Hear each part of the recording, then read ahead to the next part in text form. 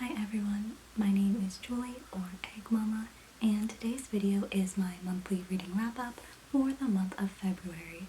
I was able to read 10 books this month, despite having gotten into a little bit of reading slump during the middle of the month, so I'm excited to talk about what I read. It was a bit of a mixed bag, but I want this video to be shorter than last month's, so without further ado, let's just get started. The first book I read this month is One Last Stop by Casey McQuiston. This is a romance, sort of drama, slice of life book, and it follows this girl named August Landry. And whenever August was born, before she was born actually, her mother's brother disappeared. And for as long as she could remember, August has been helping her mother try to solve this cold case and figure out what happened to her uncle. But that kind of isolates August from everyone she knows. She doesn't have many friends, and by the time she graduates high school, she's ready to kind of leave that behind and go seek out a future instead of living in the past. So she moves to New York City for college and moves in with these great roommates, and things are starting to be okay for her even though she is still feeling pretty lost. But one day, on her way to classes, she's in a rush and she trips and she spills coffee all over herself, and she doesn't have time to go back to the apartment to change. So she's like, fine, whatever, like par for the course. So she gets on the train, and this girl on the train comes up to her and says like, hey, I think you could use this, and it's a scarf so she can kind of cover up everything that's going on, like all the stains over herself. And August is like, wow, that's so nice of someone, thank you. And she falls a little bit in love with the girl because like a cute hot stranger who's nice to you on the subway, super relatable. But every time August goes on the subway, she finds out that she is seeing this girl again and again. They're on the same train at the same time in the same compartment, and she's like, okay, there's coincidence, and then there's whatever this is. So eventually the two girls start talking. The girl on the subway is named Jane, and they just get to know each other, and through these bits of conversation, August realizes that Jane is not from this time period. Jane is from the 1970s, and somehow she got misplaced in time and has been stuck riding the Q train for decades. So August, of course, vows to figure out what happened to Jane, why she's stuck in time, and how she can help her get back to the right time period. But of course, as they are talking to each other, getting to know each other, uncovering secrets, they kind of fall in love, and there is this dilemma between the feelings that they have for each other and whether they are supposed to be together. So I read Casey McQuiston's other book, Red, White, and Royal Blue, and didn't really love it because honestly, I'm not a big fan of romance books. I'm like force reading them to myself anyway to see if one of them sticks. This one did not. Really the main reason why is because it is the soulmate sort of trope, and I don't really like that because it feels like the romance that's developing between the characters is something bound by fate and not something where we get to really see two characters like come together and fall in love. It just feels ordained by the universe, and that just doesn't feel realistic to me, and it's not the type of romance that I like to read about. The other parts of the story besides the romance I thought are really cute. I really loved the found family between August and her roommates, and I also just like the New York City setting. I love writing about public transportation, so it was fun to read that too, but on the whole, didn't super enjoy it. I rated it 2 stars, and I know it's another really popular book, so sorry, but it's my true feelings about One Last Stop. The next book I read is Carmilla by Sheridan the Fanu, which is basically the OG vampire story, and it inspired Bram Stoker's Dracula. So this book takes place in a remote Gothic castle, and the story begins when a carriage driving past the castle overturns and spills out this gorgeous woman onto the ground. And the residents of the castle, our narrator and her father, they rush outside, offer their assistance, say, hey, like, you don't look so great, you can rest and recover at our castle, like no problem, we'll take care of you. So the young woman's name is Carmilla, and together with the narrator, as she kind of integrates into their life and adjusts to living in the castle with them, the narrator and Carmilla become really good friends, almost to the point of becoming lovers. But mixed in with that feeling of like love and adoration, on the narrator's side at least, there's always this sort of feeling of not quite fear, not quite disgust, but there's definitely a dark undercurrent that they feel, but they're drawn to Carmilla regardless.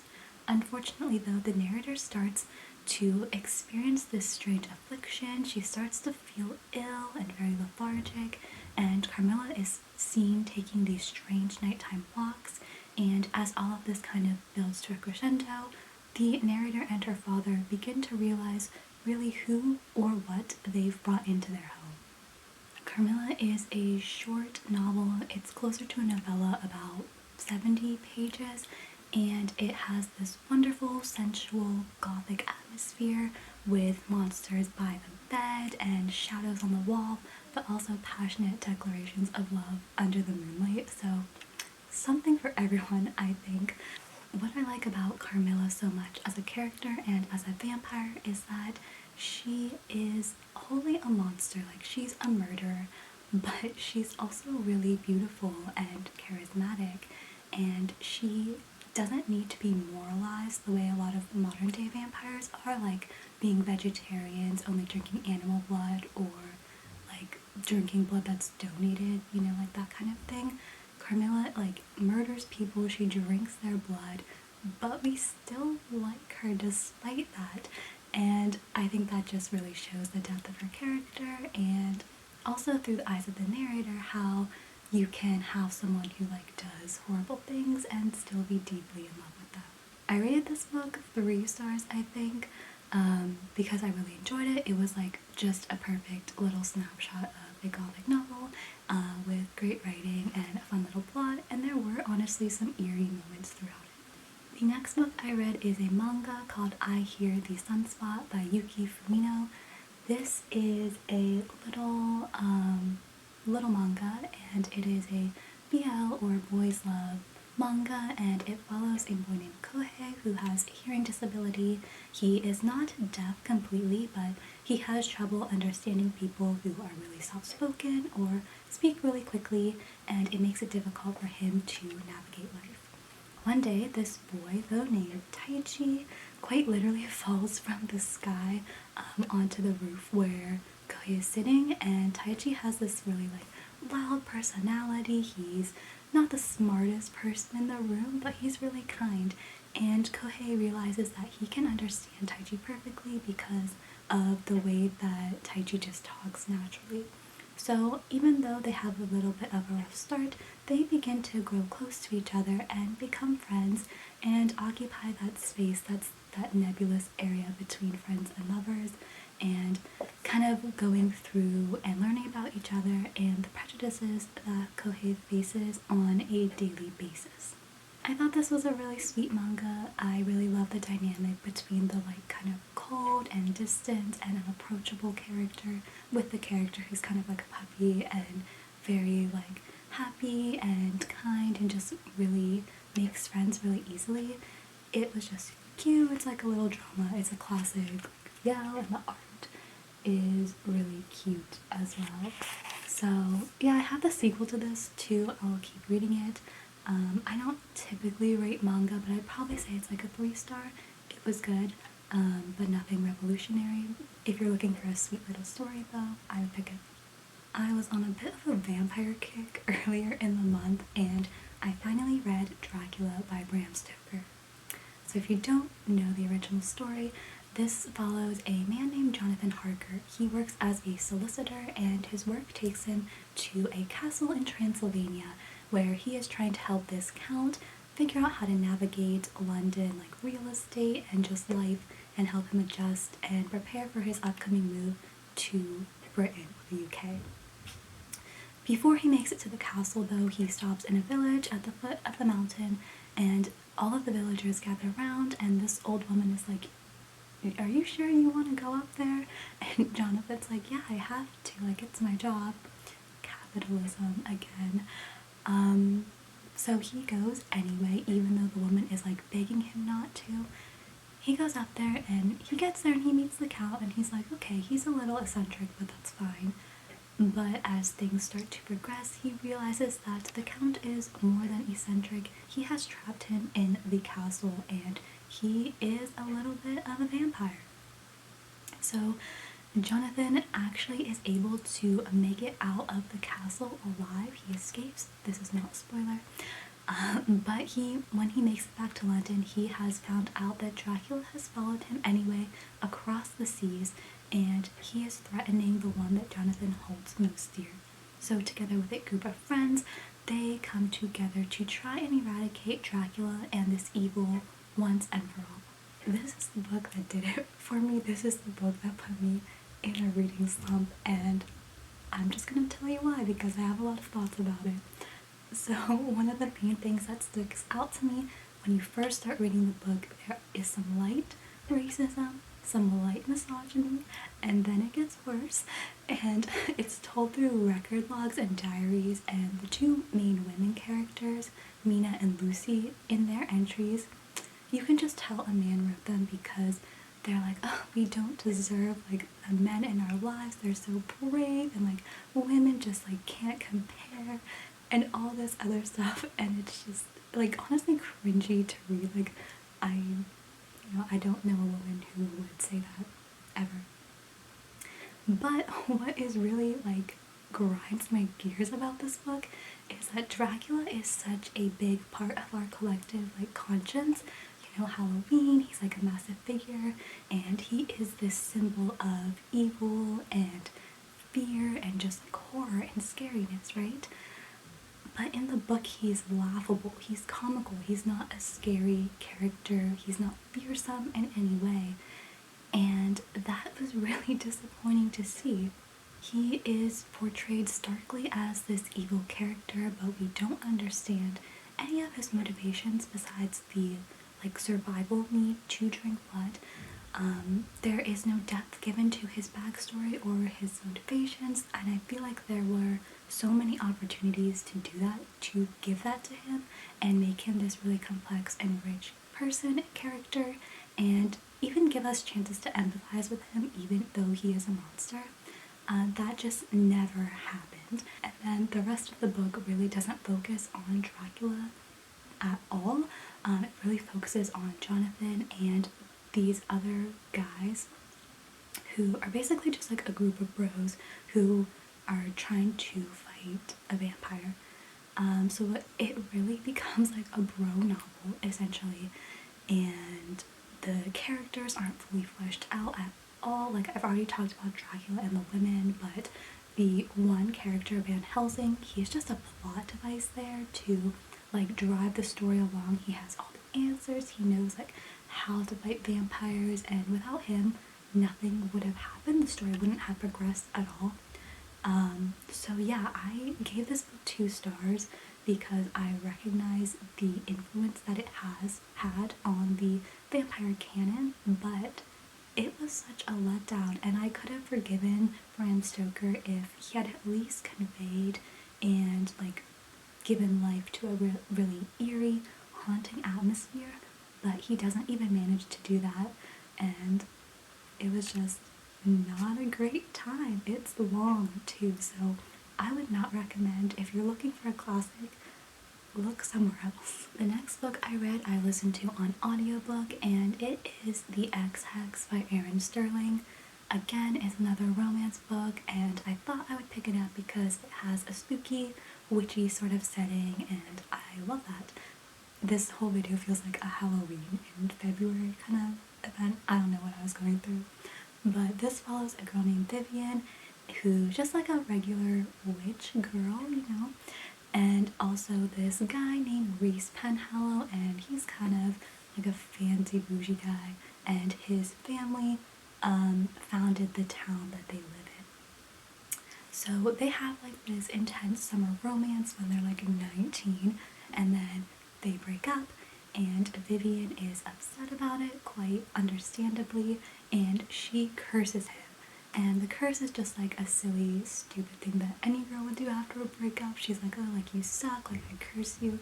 But she doesn't mean to actually curse him or do any sort of real magic. And she doesn't think she has. So 10 years pass, and Reese has been in Wales, where he's from. He comes back to the town that Vivian lives in order to like refresh the ley lines to keep his family's magic going, etc. And as soon as he gets there, all these weird things start happening, like his car breaks down, a statue nearly beheads him when it falls, and Vivian realizes, oh no, she actually did curse him. And now he's cursed, and because of that, the whole town is actually falling apart, and the two of them have to work together to try and save the town. And of course, they're exes, they have a history, and that chemistry is still there, so they kind of end up rekindling their romance along the way. I didn't vibe with this book.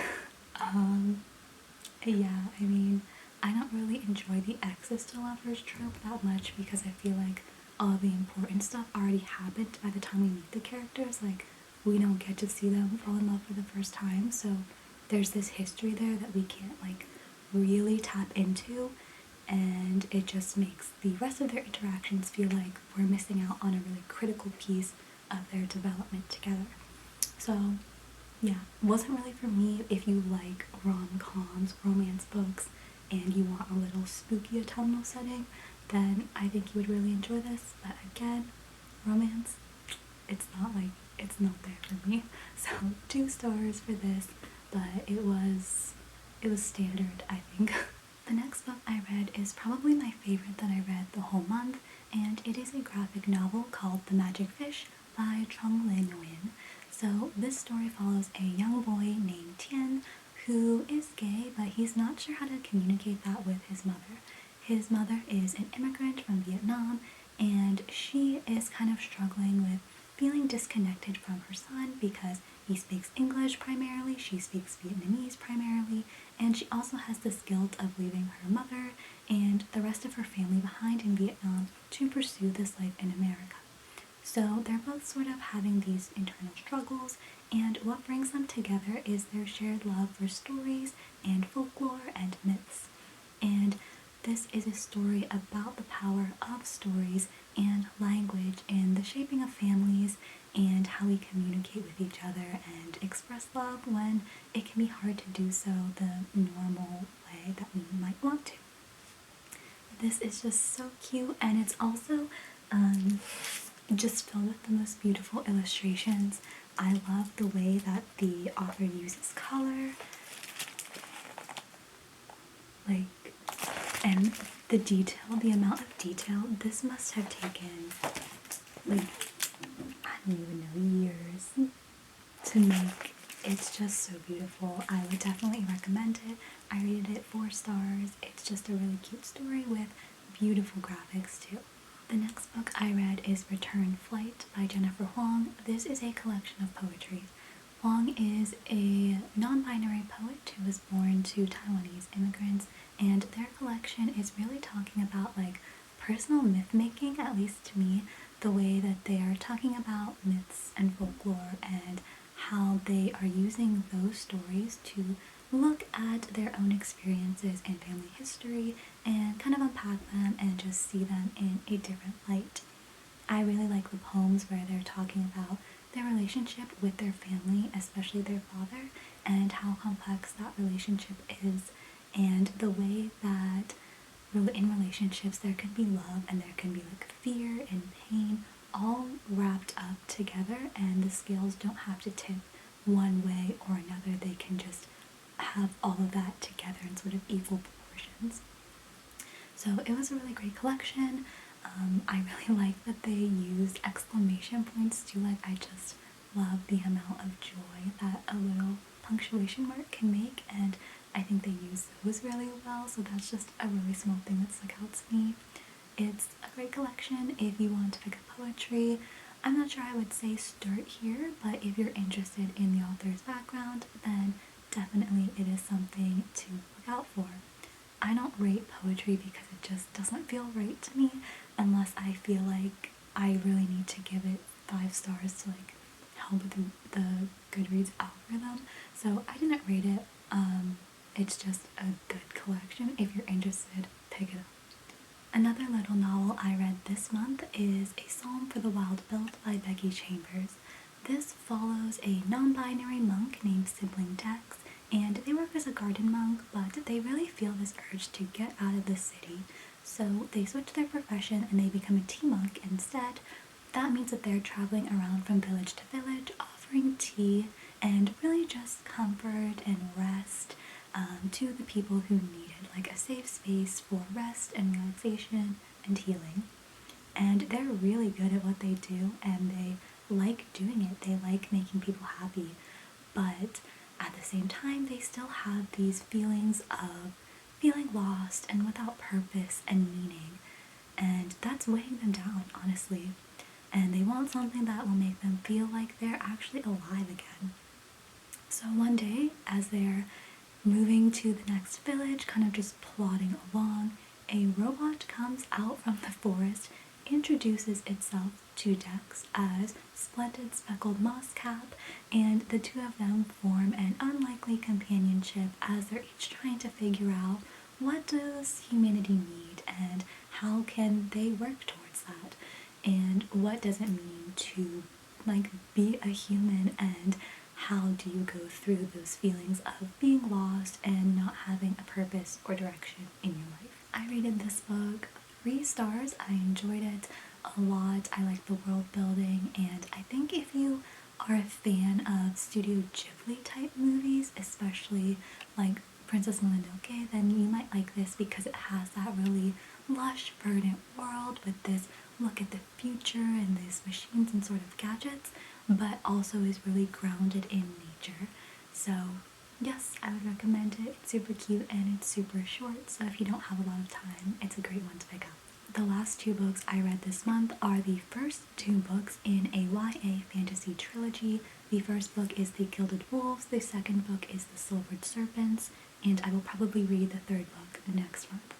But this series follows a cast of quirky characters in Paris in the 1880s, and they are planning a heist to steal this really powerful artifact that each of them wants for different reasons. Unfortunately though, there is an opposing group who also want this artifact, and they will stop at nothing to make sure they obtain it. Like most YA fantasy stories, this is a fun, fast-paced book with lovable characters, and even though it does have those fast-paced elements, it has these underlying themes of colonization and the way that that affects people who have been colonized, and along with that, really the sense of belonging, mostly for people who are of the diaspora and maybe mixed race as well, but also just like in general how everyone's kind of trying to find where they belong and their place in the world around them. I gave it 3 stars. The writing does improve from the first book to the second book, so it was really great to see that progression just in the author. And while the plot might not have been the most engaging, at least in terms of like other fantasy stories that I've read, it was still fun and fast-paced. I liked it, but not the greatest story in the world.